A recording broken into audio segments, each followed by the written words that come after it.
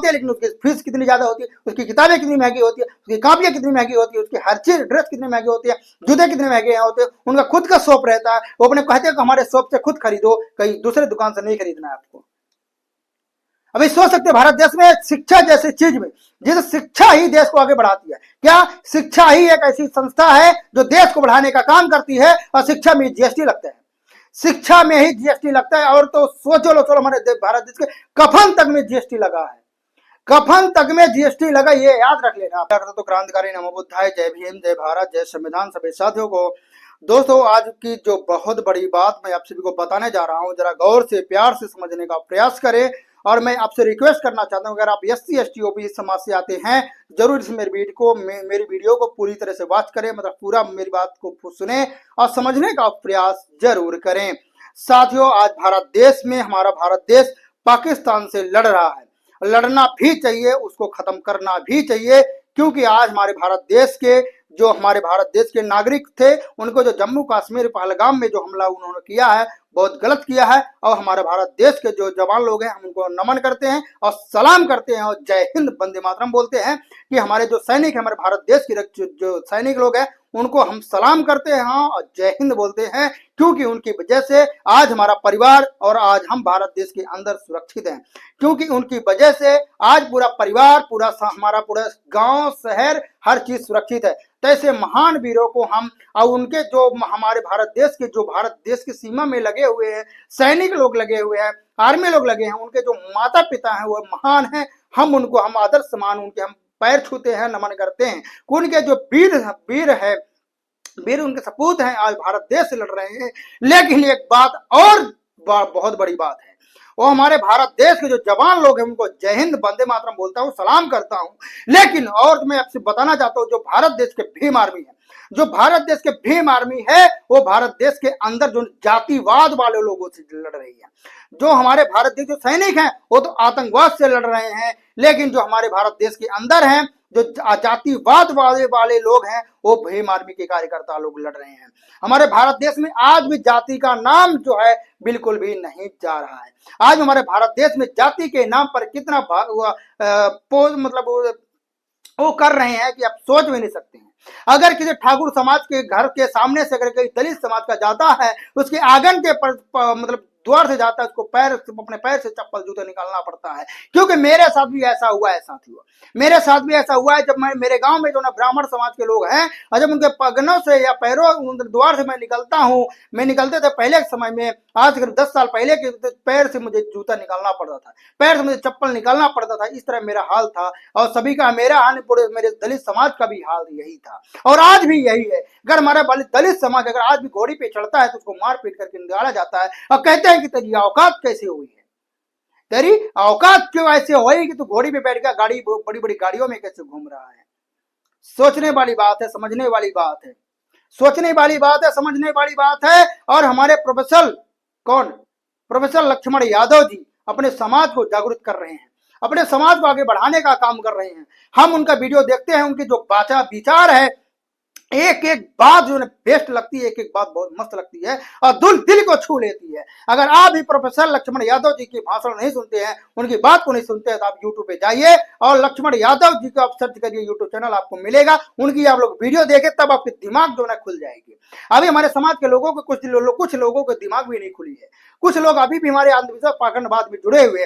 याद रख लेना मेरे दोस्तों कि उस समय भी भगवान थे और आज भी भगवान है। उस समय भी भगवान थे जब हमारे समाज के पूरे गुलाम हुआ करते थे, हमारे समाज में किसी भी प्रकार का अधिकार नहीं हुआ करता था, उस समय भी भगवान थे और आज भी भगवान है। हम किसी भगवान का विरोध नहीं कर रहे हैं, जरा गैर समझने की प्रयास करें, हम किसी भगवान का विरोध नहीं कर रहे हैं, बट मैं ये बोल रहा हूं कि उस समय भी भगवान थे और आज भी भगवान है। लेकिन आज में, पहले में और आज में हमारी धरती आसमान का अंतर, पहले में और आज में धरती आसमान का अंतर है। क्योंकि पहले हमारे समाज के किसी भी हमारे महापुरुषों को या किसी भी हमारे समाज के लोगों को किसी भी प्रकार का अधिकार नहीं हुआ करता था, किसी भी प्रकार का अधिकार नहीं हुआ करता था। और आज हमें हर चीज का अधिकार मिला है, आज हमें हर चीज का अधिकार मिला। हम जमीन खरीद सकते हैं, अच्छे घरों में रह सकते हैं, महलों में रह सकते हैं, गाड़ी में घूम सकते हैं, स्वतंत्र हम जीवन जी सकते हैं। हर प्रकार का हमें संविधान में हक और अधिकार मिल गया है, हमें वोट डालने तक का अधिकार हो गया है। लेकिन पहले समय में हुआ करते सभी अमीर लोग ही वोट डालने का अधिकार हुआ करता था, गरीब लोगों को बिल्कुल नहीं हुआ नहीं करता था। लेकिन ऐसे परम पूज्य बाबा साहब अम्बेडकर जी को धन्य हो महापुरुष, उनको हम नमन करता हूं कि उनकी वजह से आज जो अमीर हो चाहे गरीब हो, चाहे एक आम आदमी हो चाहे एक भिखारी भी क्यों ना हो, उसका भी एक उस वोट की कीमत एक अमीर के बराबर, अमीर की जो वोट है एक गरीब के वोट के बराबर ही होती है, ना कि कम ज्यादा होती है। याद रख लेना, आज भारत देश में ऐसे हर चीज प्राइवेट है, हर चीज प्राइवेट है, कोई ऐसी जगह नहीं जहां प्राइवेट नहीं हो, हर चीज प्राइवेट है। और ये जो सरकार है हर चीज प्राइवेट इसलिए कर रही है क्योंकि वो आरक्षण की विरोधी है, क्योंकि वो आरक्षण के विरोधी है। और आरक्षण का इसलिए है क्योंकि आरक्षण हमारे दलित समाज यानी एससी एसटी ओबीसी को है, और उसको पता है कि प्राइवेट कर देंगे तो हमको आरक्षण देना नहीं पड़ेगा, और जो जब हम प्राइवेट कर देंगे तो महंगी से महंगी होती जाएगी, तो ये शिक्षित वंचित हो जाएंगे। जब अगर शिक्षित वंचित हो गए, अगर शिक्षित से वंचित हो गए तो सवाल नहीं कर पाएंगे, क्योंकि शिक्षा ही सवाल पैदा करती है। क्या? शिक्षा ही सवाल पैदा करती है साथियों, और कोई नहीं करता है। क्योंकि जितना आप पढ़ोगे, जितना आप लिखोगे, जितना आप समझने का प्रयास करोगे, जितना आप समझोगे, उतना सामने वाले से प्रश्न करोगे। क्योंकि परम पूज्य बाबा साहब अम्बेडकर जी ने कहे थे कि अगर बिना पढ़े लिखे आप सामने लेके जाओगे, बिना पढ़े लिखे अगर सामने से लड़ाई करने के लिए जाओगे तो 100% आपकी हार होगी, 100% आपकी हार होगी। इसलिए पढ़ लिख कर ही आगे जाना है। बाबा साहब जी का 3 मंत्र था कि शिक्षित बनो, संगठित रहो, फिर संघर्ष करो। वो तीनों मंत्र को लेकर आप सभी को चलना है साथियों। अगर आप लोग मेरी तरह आगे हमारे समाज को आगे बढ़ाने का काम करते हैं, याद रखना मौत तो सबको है। गौतम बुद्ध भगवान जी ने कहे थे कि सत्य जानो, सत्य की राह पे चलो, सत्य जानो, सत्य की राह पे चलो। हमेशा वो चीज मत सुनो जो कोई बोल दिया सुन लो। जब तक अपनी आंख से देखो ना तब तक विश्वास मत करो, जब तक अपनी आंख से देखो ना तब तक विश्वास मत करो। याद रखो, हम विश्वास कब करेंगे? जब हम अपनी आंख से देखेंगे तभी हम विश्वास करेंगे कि हाँ ऐसा भी है।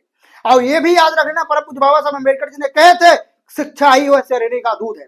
परम पूज्य बाबा साहब अम्बेडकर जी ने कहे थे कि शिक्षा ही वह सामाजिक है, शिक्षा ही वह शरीर का दूध है, जो जितना पिएगा उतना ही दहाड़ेगा। तो मेरे साथियों, आप शिक्षा के दम पे बहुत कुछ कर सकते हैं, शिक्षा के दम पे प्राइम मिनिस्टर बन सकते हैं, और शिक्षा के दम से आप एक चपरासी भी बन सकते हैं।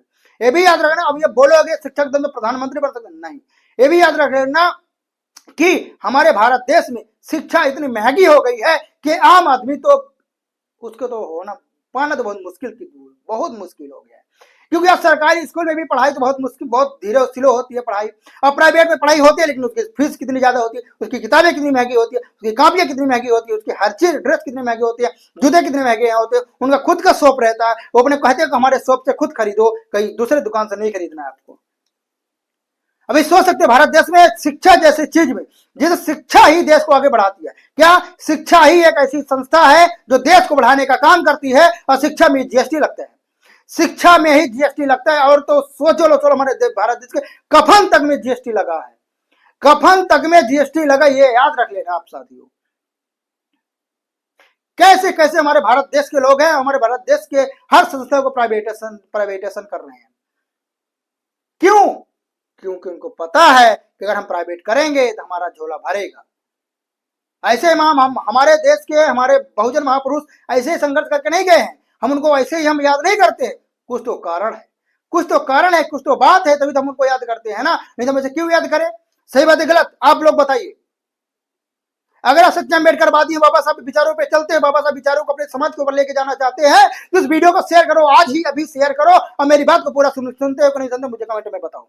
मेरी बात को, मेरी आवाज को पूरी तरह से आप लोग सुनते हो या नहीं सुनते हो, मेरे कमेंट में बताओ। और हाँ, मेरा चैनल को जरूर सब्सक्राइब करो, क्योंकि आपके सब्सक्राइब करने से हमें मोटिवेशन हम होते हैं, हम मजबूत होते हैं, कि हमें पता होता है हमारा समाज हमारा सपोर्ट कर रहा है, हम आगे और बढ़े।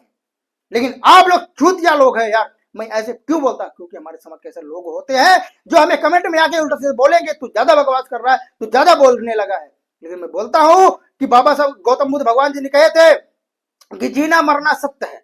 क्या कहते हैं? जीना मरना सत्य है, किसी का फिक्स नहीं है। जो इस पृथ्वी पर आएगा वो एक दिन मरेगा, जो इस पृथ्वी पर आया है एक दिन उसको जाना है। और इस पृथ्वी में जो जब आना मतलब जब जन्म होता है, कोई डेट फिक्स नहीं रहता, जाने का भी कोई डेट फिक्स नहीं रहता। तो याद रख लेना, इस पृथ्वी पर अगर आप लोग आए हो अपने समाज के लिए, अपने इतिहास के लिए, अपने भारत देश के लिए, अपने देश के लिए, अपने मुल्क के लिए ऐसा काम करके जाओ जो आपको सदियों तक याद रखा जाए, आप लोगों को सदियों तक याद रखा जाए। ऐसा कुछ काम करो, ऐसा कुछ काम करो जो आपको सदियों तक याद रखा जाएगा। इसका याद करने वाला कोई नहीं है।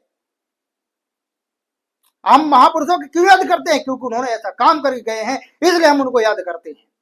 साथियों इस वीडियो में इतना ही। हमें उम्मीद है कि मेरी बात को आप लोग कुछ बुरी लग सकती होगी या कुछ अच्छा भी लग सकता है, तो आपकी क्या हमें राय है प्लीज हमें कमेंट के माध्यम से जरूर बताएं। और साथियों हमारे साथ वीडियो में बने रहने के लिए आप मैं दिल की गहराइयों से बहुत बहुत मैं धन्यवाद देना चाहता हूं। आप सभी को मेरा क्रांतिकारी नमो बुद्धाय। जय भीम, जय भारत, जय संविधान, जय हिंद, वंदे मातरम। हम उन वीर जवानों को, हमारे देश की जो हमारे भारत देश के जो दुश्मन से लड़ रहे हैं, हमारे जो सैनिक है, उनको बारंबार सलाम करते हैं और जय हिंद बोलते हैं। ऐसे महान हम वीरों को हम नमन करते हैं और जय हिंद सलाम करते हैं ऐसे महान वीरों को।